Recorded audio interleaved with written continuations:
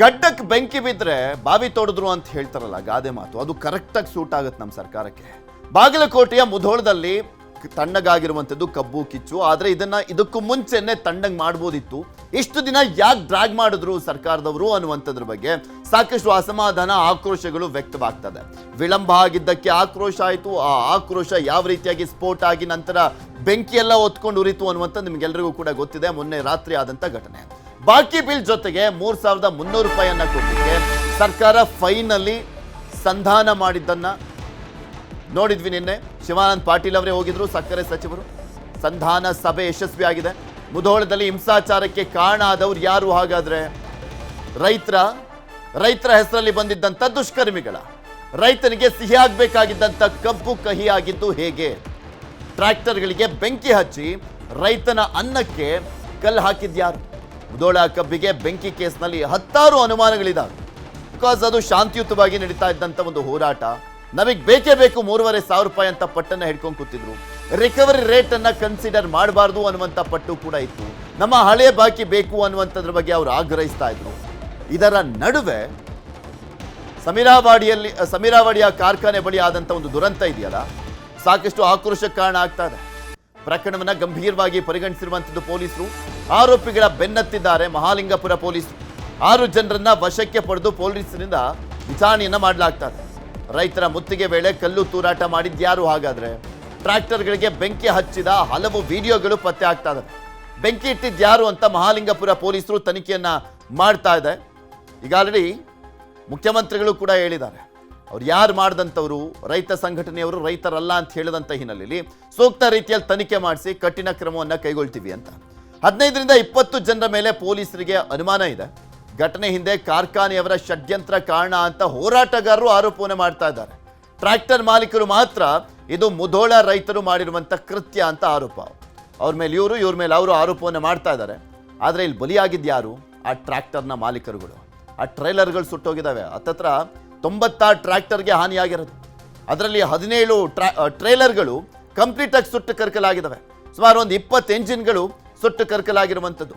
ಹತ್ತತ್ರ 1,100 ಟನ್ ಕಬ್ಬು ಹಾಳಾಗೋಗಿದೆ. ಅಲ್ಲಿ ಆ ಒಂದು ಸ್ಥಳಕ್ಕೆ ಶಿವಾನಂದ ಪಾಟೀಲ್ ಅವರು ಹೋಗಿದ್ರು, ಪರಿಶೀಲನೆ ಮಾಡಿದ್ರು.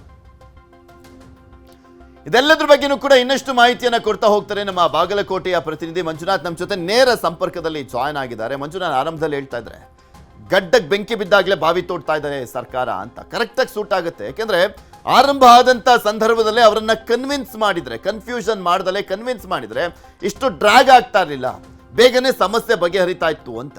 ಆದರೆ ಅಲ್ಲಿ ಬೆಂಕಿ ಹೊತ್ಕೊಂಡು ಉರ್ದು ಅಲ್ಲೆಲ್ಲ ಹಾನಿಯಾಗುವವರೆಗೂ ಕೂಡ ಕಾದಿದ್ದೆ ಇವತ್ತಿನ ಘಟನೆಗೆ ಕಾರಣ. ಅದಾದ್ಮೇಲೆ ಸಂಧಾನ ಯಶಸ್ವಿಗೂ ಕೂಡ ಕಾರಣ. ಒಂದು ರೈತರದ್ದು ಕೂಡ ತಪ್ಪಿದೆ, ಮತ್ತೊಂದು ಕಡೆ ಸರ್ಕಾರದ್ದು ದೊಡ್ಡ ತಪ್ಪಿದೆ. ಖಂಡಿತವಾಗ್ಲೂ ಪೃಥ್ವಿರಾಜ್, ಯಾಕಂತಂದ್ರೆ ಬೆಳಗಾವಿ ಭಾಗದಲ್ಲಿ ಹೋರಾಟ ನಡೆಸುವಂತಹ ಸಂದರ್ಭದಲ್ಲಿ ಸರ್ಕಾರ ಏನು ನಿರ್ಧಾರವನ್ನ ತೆಗೆದುಕೊಂಡು 3,300 ರೂಪಾಯಿ ದರವನ್ನ ಘೋಷಣೆ ಮಾಡಿತ್ತು. ಅದಾದ ಬಳಿಕ ಇಲ್ಲಿ ಮುಧೋಳದಲ್ಲಿ ಹೋರಾಟ ಮುಂದುವರೆದ್ರು ಕೂಡ ಸಕ್ಕರೆ ಸಚಿವರು ಇದ್ರ ಬಗ್ಗೆ ಗಂಭೀರವಾಗಿ ಪರಿಗಣಿಸಲಿಲ್ಲ. ಅದು ಎಲ್ಲೋ ಒಂದ್ ಕಡೆ ರೈತರನ್ನ ಕೆರಳಿಸಿತ್ತು ಅಂತಾನೆ ಹೇಳ್ಬೇಕಾಗುತ್ತೆ. ಯಾಕಂದ್ರೆ ಸಾಲು ಸಭೆಗಳು ಜಿಲ್ಲಾಡಳಿತ ಮಾಡುತ್ತೆ ಹೊರತಾಗಿ ಸಕ್ಕರೆ ಸಚಿವರು ಅದರಲ್ಲಿ ಆಸಕ್ತಿಯನ್ನು ತೋರಿಸ್ತಿಲ್ಲ. ಹೀಗಾಗಿ ಇಲ್ಲಿರ್ತಕ್ಕಂತಹ ರೈತರು ಸಕ್ಕರೆ ಸಚಿವರು ಸ್ಥಳಕ್ಕೆ ಬರಬೇಕು, ಅವ್ರು ನಮ್ಮ ಜೊತೆಗೆ ಮಾತಾಡ್ಬೇಕು ಅನ್ನುವಂತಹ ಪಟ್ಟನ್ನ ಹಿಡಿದಿದ್ರು. ಗೊರ್ಲಾಪುರದಲ್ಲಿ ನಡೆದಂತಹ ಸಭೆಯಲ್ಲಿ ಮುಧೋಳಕ್ಕೂ ಕೂಡ ಹೋಗ್ತೀನಿ, ಅಲ್ಲಿ ಭೇಟಿ ಮಾಡಿ ಅವರನ್ನು ಕೂಡ ಮನವೊಲಿಸ್ತೀನಿ ಅನ್ನೋ ಮಾತನ್ನ ಹೇಳಿದ್ರು. ಆದ್ರೆ ಇಲ್ಲಿ ಸ್ಥಳಕ್ಕೆ ಬರದೇ ಇರೋದಕ್ಕೆ ಒಂದು ಆಕ್ರೋಶ ಕೂಡ ವ್ಯಕ್ತವಾಗಿತ್ತು ಅಂತಾನೆ ಹೇಳ್ಬೇಕಾಗುತ್ತೆ. ಅದಾದ ಬಳಿಕ ಸಭೆಗಳು ವಿಫಲ ಆಯ್ತು. 2 ದಿನಗಳ ಹಿಂದೆ ಸಮೀರವಾಡಿ ಸಕ್ಕರೆ ಕಾರ್ಖಾನೆಗೆ ರೈತರು ಮುತ್ತಿಗೆ ಹಾಕುವಂತಹ ಒಂದು ಪ್ರಯತ್ನವನ್ನ ಮಾಡಿದ್ರು.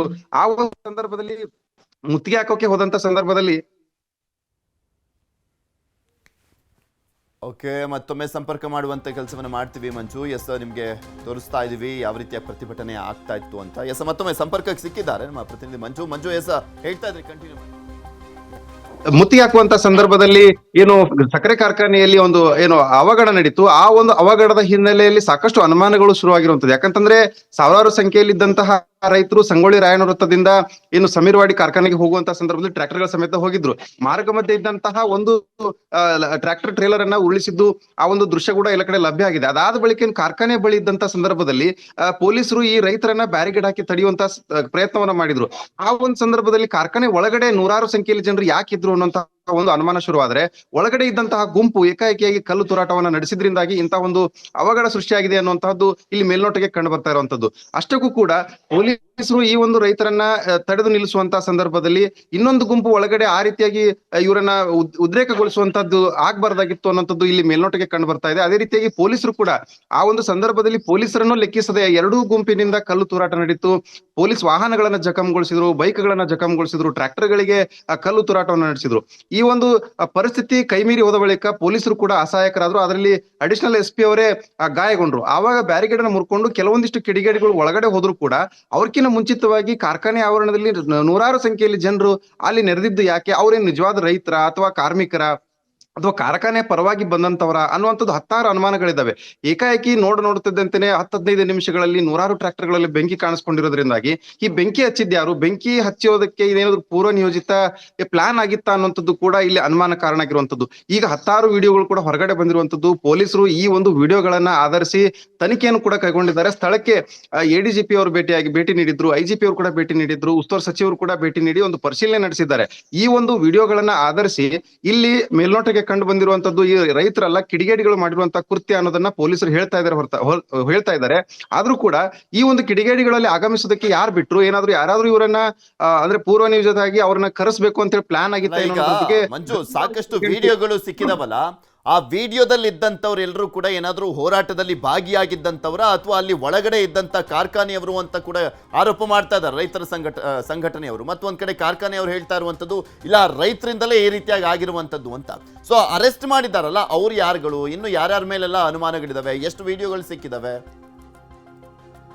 ಪೃಥ್ವಿರಾಜ್, ಈಗ ಸದ್ಯಕ್ಕೆ ಸುಮಾರು 5-6 ಜನರನ್ನ ವಶಕ್ಕೆ ಪಡೆದುಕೊಂಡು ವಿಚಾರಣೆಯನ್ನು ನಡೆಸ್ತಾ ಇದ್ದಾರೆ. ಆ ಒಂದು ಘಟನೆಯ ಸಂದರ್ಭದಲ್ಲಿ ಕಲ್ಲು ತೂರಾಟ ಆಗಿರ್ಬೋದು, ಬೆಂಕಿ ಹಚ್ಚುವಂತ ಕೆಲಸದಲ್ಲಿ ಯಾರ್ಯಾರು ತೊಡಕೊಂಡಿದ್ರು ಅವರ ಒಂದಿಷ್ಟು ವಿಡಿಯೋಗಳನ್ನ ಆಧರಿಸಿ ಅವ್ರನ್ನ ವಶಕ್ಕೆ ಪಡೆದುಕೊಂಡು ತೀವ್ರವಾದಂತಹ ವಿಚಾರಣೆಯನ್ನು ನಡೆಸ್ತಾ ಇದ್ದಾರೆ. ಸುಮಾರು 20 ಜನರ ಮೇಲೆ ಪೊಲೀಸರು ಅನುಮಾನವನ್ನು ವ್ಯಕ್ತಪಡಿಸಿರುವಂತದ್ದು. ಆದ್ರೆ ಆ 20 ಜನರು ರೈತ ಸಂಘಟನೆಗೆ ಸೇರಿದವರು ಅಲ್ಲ ಅಥವಾ ಕಾರ್ಖಾನೆಗೆ ಸೇರಿದವರು ಅಲ್ಲ ಅನ್ನುವಂಥದ್ದನ್ನ ಹೇಳ್ತಾ ಇದ್ದಾರೆ. ಹಾಗಾದ್ರೆ ಮಧ್ಯಕ್ಕೆ ಇವರು ಬಂದವರು ಯಾರು ಅನ್ನೋದು ಈಗ ಪ್ರಶ್ನೆ ಆಗಿರುವಂತದ್ದು. ಪೊಲೀಸರು ಇದರ ಹಿನ್ನೆಲೆಯನ್ನೇ ಕೆದಕ್ತಾ ಇರುವಂತದ್ದು. ಈಗಾಗಲೇ ತನಿಖೆಯನ್ನು ಕೈಗೊಂಡಿದ್ದಾರೆ. ಈ ಒಂದು ಜನರು ಎರಡು ಗುಂಪುಗಳ ನಡುವೆ ಮಾರಾಮಾರಿ ನಡೆಯುವಂತಹ ಸಂದರ್ಭದಲ್ಲಿ ಏಕಾಏಕಿ ಒಳಗಡೆ ಹೋದಂತ ಜನರ ಮೇಲೆ ಈಗ ಅನುಮಾನ ಬಂದಿರುವಂತದ್ದು. ಆ ಜನರು ಅಲ್ಲಿ ಯಾಕೆ ಆ ಸ್ಥಳಕ್ಕೆ ಬಂದಿದ್ರು ಏನು ಅನ್ನೋದ್ರ ಬಗ್ಗೆ ತನಿಖೆ ಕೈಗೊಂಡಿದ್ದಾರೆ. ಮತ್ತೊಂದು ಕಡೆ ಹೇಳೋದಾದ್ರೆ ಈಗ ಕಾರ್ಖಾನೆಯಲ್ಲಿ ಇರ್ತಕ್ಕಂತಹ ಟ್ರ್ಯಾಕ್ಟರ್ ಗಳನ್ನ ಬೇಕಾಬಿಟ್ಟಿಯಾಗಿ ಅವನ್ನ ಸ್ಟಾರ್ಟ್ ಮಾಡಿ ತೆಗ್ಗುಗಳಿಗೆ ಬಿಟ್ಟು ಅಲ್ಲಿ ಕೆಡುವಂತಹ ಪ್ರಯತ್ನ ಮಾಡಿದ್ದು ಕೂಡ ವಿಡಿಯೋಗಳಲ್ಲಿ ಸರಿಯಾಗಿರುವಂತದ್ದು. ಮತ್ತೊಂದ್ ಕಡೆ ನೂರಾರು ಟ್ರ್ಯಾಕ್ಟರ್ ಗಳಿಗೆ ಏಕಕಾಲಕ್ಕೆ ಹೇಗೆ ಬೆಂಕಿ ಹತ್ಕೊಳ್ಳುತ್ತೆ, ಮತ್ತೆ ಬೆಂಕಿ ಹಚ್ಚಿದಂತ ಸಂದರ್ಭದಲ್ಲಿ ಒಂದಿಷ್ಟು ವಿಡಿಯೋಗಳಲ್ಲಿ ಜನರು ಕಾರ್ಖಾನೆಯ ಒಳಭಾಗದಲ್ಲೇ ಓಡಿ ಹೋಗುವಂತ ದೃಶ್ಯಗಳು ಕೂಡ ಆ ಒಂದು ವಿಡಿಯೋಗಳಲ್ಲಿ ಸರಿಯಾಗಿರುವಂತದ್ದು. ಹಾಗಾದ್ರೆ ಬೆಂಕಿ ಹಚ್ಚಿದಂತವ್ರು ಕಾರ್ಖಾನೆ ಒಳಗಡೆ, ಅಂದ್ರೆ ಬೆಂಕಿ ಹಚ್ಚಿದಂತ ಸಂದರ್ಭದಲ್ಲಿ ಕಾರ್ಖಾನೆ ಒಳಗಡೆ ಹೋದಂತವ್ರು ಯಾರು, ಅವ್ರು ಮೊದಲಿಗೆ ಯಾಕೆ ಅಲ್ಲಿ ಹೋಗಿದ್ರು ಅನ್ನೋ ಹೀಗೆ ಈ ಒಂದು ಘಟನೆಯಿಂದ ನೂರಾರು ಅನುಮಾನಗಳು ಹುಟ್ಕೊಂಡಿದ್ದಾವೆ. ಒಂದ್ ಕಡೆ ರೈತ ಸಂಘಟನೆಯವರು ಹೇಳುವಂತದ್ದು ಏನಂತಂದ್ರೆ ಇದು ಕಾರ್ಖಾನೆಯವರು ಮಾಡಿರುವಂತಹ ಷಡ್ಯಂತ್ರ, ರೈತರ ಹೋರಾಟವನ್ನ ದಿಕ್ಕು ತಪ್ಪಿಸೋದಕ್ಕೆ ಒಳಗಡೆ ತಮ್ಮ ಗುಂಡಗಳನ್ನ ಇರಿಸಿ ತಾವೇ ಬೆಂಕಿ ಹಚ್ಚಿ ರೈತರ ಮೇಲೆ ಕೆಟ್ಟ ಹೆಸರು ತರುವಂತಹ ಪ್ರಯತ್ನ ಅಂತಾರೆ. ಈ ಕಡೆ ಕಾರ್ಖಾನೆಯಲ್ಲಿ ಇರ್ತಕ್ಕಂತಹ ಕೆಲವೊಂದಿಷ್ಟು ರೈತರು ಹಾನಿಗಳ ಒಳಗಾಗಿರುವಂತಹ ರೈತರು ಹೇಳುವಂತದ್ದು ಏನಂತಂದ್ರೆ ಇಲ್ಲ ಇದು ಮುಧೋಳದ ರೈತ ಸಂಘಟನೆಯವರು ಮಾಡಿರುವಂತದ್ದು, ಒಳಗಡೆ ನುಗ್ಗಿ ನಮ್ಮನ್ನು ಕೂಡ ಹೊಡೆದಿದ್ದಾರೆ, ನಮ್ಮ ಮೇಲೆ ಹಲ್ಲೆ ಮಾಡಿದ್ದಾರೆ, ಅವರೇ ಬೆಂಕಿ ಹಚ್ಚಿದ್ದಾರೆ ಅಂತ ಆರೋಪವನ್ನು ಮಾಡ್ತಾ ಇದ್ದಾರೆ. ಸದ್ಯಕ್ಕೆ ಈ ಬಗ್ಗೆ ಪೊಲೀಸರು ಕೂಡ ಮಾತನಾಡಿದ್ದು ಇದು ಮೇಲ್ನೋಟಕ್ಕೆ ಯಾರು ಕಿಡಿಗೇಡಿಗಳು ಮಾಡಿರುವಂತಹ ಕೃತ್ಯ ಮತ್ತು ಇದು ಪೂರ್ವ ನಿಯೋಜಿತ ಅನ್ನುವಂಥದ್ದು ನಮಗೆ ಅನುಮಾನ ಬಂದಿರುವಂತದ್ದು. ಇದು ಈ ಒಂದು ಆಧಾರದ ಮೇಲೆ ಈಗ ತನಿಖೆಯನ್ನು ಕೈಗೊಂಡಿದ್ದೀವಿ ಅನ್ನುವಂತಹ ಮಾತುಗಳನ್ನ ಪೊಲೀಸರು ಹೇಳುವಂತದ್ದು. ಪೃಥ್ವಿರಾಜ್, ಧನ್ಯವಾದ ಮಂಜು ನಿಮ್ಮೆಲ್ಲ ಮಾಹಿತಿಗಾಗಿ.